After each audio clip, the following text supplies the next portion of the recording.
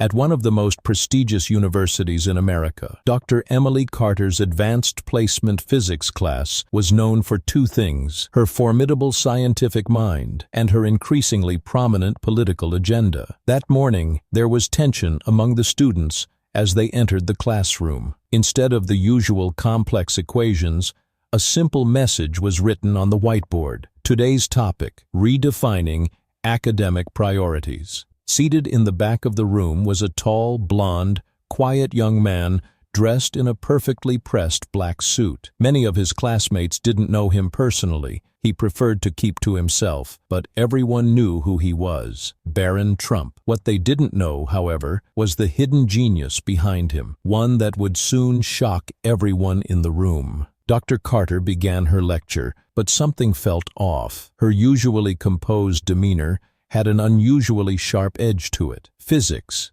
she explained, while important, must make room for more pressing social discussions. A few students shifted uncomfortably in their seats as Dr. Carter continued explaining the new, balanced curriculum. Barron's hand slowly rose into the air. The professor's eyes narrowed slightly. She hadn't expected to be challenged today. The lecture quickly shifted from curriculum changes to a deeper ideological discussion. In today's world, she continued, a hint of condescension in her voice, we must focus not just on abstract theories, but on the real-world applications of social justice. A hush fell over the room. Instead of a physics-related presentation, she pulled up a PowerPoint slide displaying statistics on gender representation in STEM fields. Some of you, she said, her gaze pointedly shifting towards certain students, may need to accept that your privileged position in this classroom isn't necessarily a reflection of your merit. Barron's hand remained in the air, steady, patient, and resolute. The other students began exchanging glances, a few nodding subtly, relieved that someone was willing to speak up. But Dr. Carter pressed on, ignoring him, her voice growing sharper. For example, she said, clicking to the next slide, family wealth and connections can create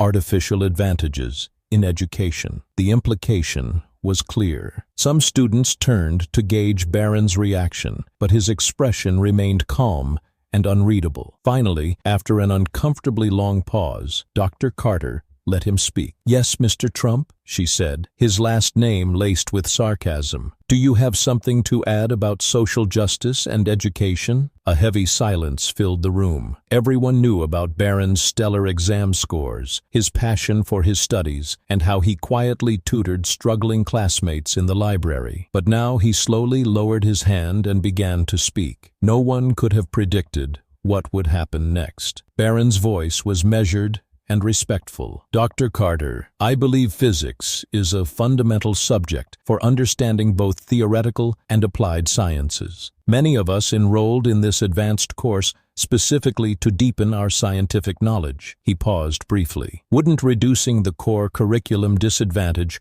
all students, regardless of their background? A few students nodded in agreement, but Dr. Carter's expression hardened. Mr. Trump, she said, stressing his last name, perhaps it would benefit you more to understand how privilege shapes our education system, because not everyone has access to private tutors and elite prep schools. The room went silent. Everyone expected Barron to get defensive. Instead, he simply smiled. As you say, Professor, I have been fortunate in my education, he acknowledged. That's why I believe we have a responsibility to uphold high academic standards, so that every student, no matter their background, has the opportunity to reach their full potential. Dr. Carter's face turned red. Oh, and you? She challenged. Think you know more about academic standards than I do? Tell me, what do you know about science? Barron remained unfazed. I don't claim to be an expert on education, he replied calmly. I'm just a student who loves science and believes in its ability to transcend political divisions. He gestured toward the blank space on the whiteboard. Instead of debating privilege privilege. Shouldn't we spend this time exploring the beautiful complexities of physics? The class held its breath. Dr. Carter's eyes narrowed dangerously as he slowly walked toward the whiteboard, marker in hand. All right, Mr. Trump, if you're so passionate about science, let's put that passion to the test, he said, and with a swift motion, he began writing on the board. His hand moved so fast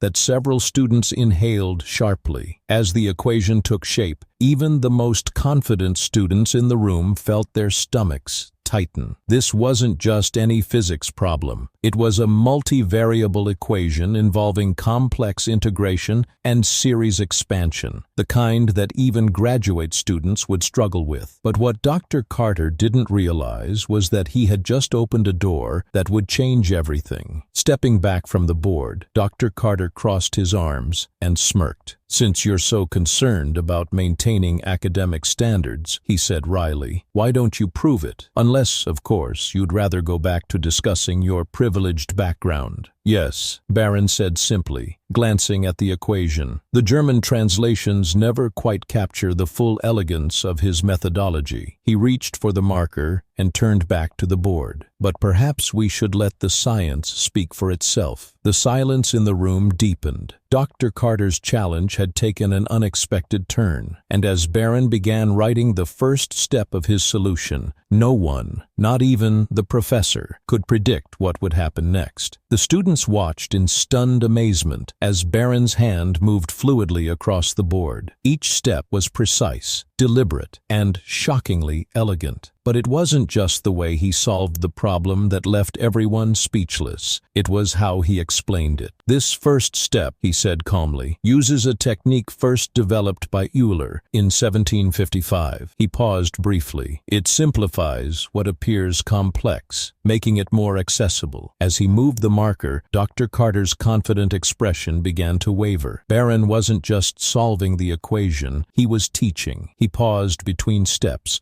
making sure the entire class could follow his logic. Many students instinctively pulled out their phones to record, realizing they were witnessing something extraordinary. Even those who usually struggled with physics found themselves understanding his approach. "Now," Barron continued as he reached a critical juncture, "we have two possible paths." He turned to Dr. Carter. "The traditional method requires another full board, but there's a more elegant approach using Gauss's original insights. Which one would you like to see?" Dr. Carter froze. His previous arrogance had completely disappeared. The question wasn't just about mathematics. It was a quiet, undeniable reminder of the depth of knowledge he had tried to dismiss. He opened his mouth to respond, but before he could, a hand shot up from the middle of the classroom. "Can we see both methods?" asked Lucy Wang, one of the quieter students. "It would really help me understand last week's material." Barron smiled warmly at Lucy before turning back to Dr. Carter, waiting for his response. The professor's answer would determine more than just his scientific preference. It would reveal whether he truly valued education or if personal bias would stand in the way of learning. Just as Dr. Carter was about to respond, the classroom door swung open with a loud bang. Dean Thompson, a well-known ally of Dr. Carter's political activism, strode in. "We'll have to continue this another time," he said briskly, clearly trying to regain control of the situation. But before he could leave, Barron spoke. His voice was steady, carrying a quiet authority. "Professor," he said, "you challenged me to solve this problem in front of the entire class." He gestured toward the board. "Walking away now would send the wrong message about academic integrity." The class erupted into hushed whispers. The dean's face darkened. "Young man, what exactly are you implying?" "I'm not implying anything, sir," Barron said, his tone still calm but firm. "I'm stating a fact. Dr. Carter issued this challenge to prove a point about privilege and ability. The only question is, will he see it through?" The air in the room was electric. Several students, sensing they were witnessing a pivotal moment, raised their phones to record. Dr. Carter seemed torn between the expectations of his ally and the consequences of his own challenge. The dean hesitated, uncertain whether to assert his authority or step back. Then Barron did something unexpected. He handed the marker back to Dr. Carter. "Or perhaps," he said, a slight smile on his lips, "you'd like to show us your solution first. After all, as you've already stated, family connections shouldn't matter, only knowledge. And surely, as our professor, you can solve the problem you presented." The silence that followed was deafening. Dr. Carter stared at the marker in his hand, suddenly realizing the trap he had set for himself. The dean, who had entered the room as his safeguard, was now nothing more than another witness. The tension in the room was palpable. Dr. Carter's fingers tightened around the marker until his knuckles turned white. The dean shifted uncomfortably, recognizing that this had escalated beyond a simple classroom discussion. The students held their breath, cameras still recording, knowing they were witnessing a moment that would not soon be forgotten. "Maybe," Barron said gently, "we can work it out together. Sometimes collaboration leads to a better understanding." There was no sarcasm in his tone, no triumph, just a genuine attempt to turn this moment of conflict into something constructive. But Dr. Carter's pride wouldn't allow him to accept the offer. "This is ridiculous," he said, tossing the marker aside. "This whole demonstration is just a privileged student trying to undermine my authority." "No," Barron said firmly, picking up the marker. "Let's move forward." Dr. Carter's face shifted from red to pale, his carefully constructed narrative beginning to crumble. But Barron wasn't finished. His next words would prove that true leadership is about building bridges, not winning arguments. Turning away from the board, he faced both Dr. Carter and the dean. "The beauty of science," he said, "is that it doesn't care about our politics, our history, or our biases. It cares only about the truth." He gestured toward his solutions on the board. "These equations teach us something important, not just about physics, but about learning itself. When our prejudices cloud our judgment, we miss opportunities to grow." The dean took a step forward, sensing an opportunity. "Perhaps this could be a model for other departments," he said. But before he could turn it into an administrative victory, chaos erupted outside the classroom. A crowd of students had gathered in the hallway, drawn by the viral videos being shared in real time. Some held hastily made signs scribbled on notebook paper. "Teach science, not politics. Prioritize merit, not bias." The situation was getting out of control, but Barron stepped forward without hesitation. He walked to the door and addressed the growing crowd. "You're here because you want to learn," he said, his voice carrying an effortless authority. "So come in." The students flooded into the room,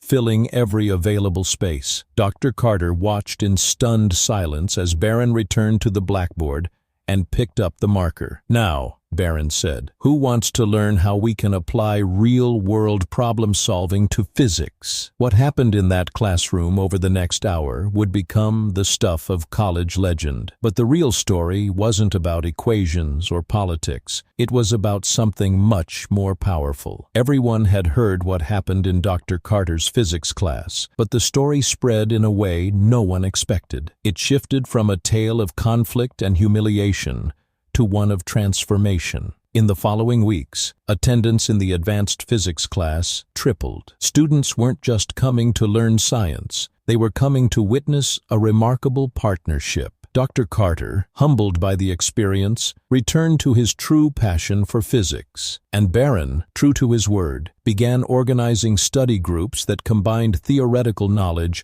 with real-world applications. But the most surprising change wasn't in the curriculum, it was in the culture. The classroom became a place where questions were encouraged, where merit truly mattered, and where learning transcended political divides. Students who had once felt intimidated by both the subject and the atmosphere began to thrive. One day, as Barron was helping a struggling student grasp a difficult concept, Dr. Carter approached him. "You know," he said quietly, "you could have ruined my career that day, but instead, you helped save it." He hesitated, then added, "Your father would have been proud." Barron's response carried a wisdom beyond his years. "The goal was never to bring anyone down, Professor," he said. "It was to lift everyone up." Today, that physics class serves as a reminder that real education isn't about power struggles or political agendas. True education is about the pursuit of knowledge, the courage to stand up for what is right, and the wisdom to do so with grace. And Barron Trump? He still sits quietly at the back of the classroom. He still helps struggling students, and he still believes that the greatest privilege isn't wealth or status. It's the opportunity to learn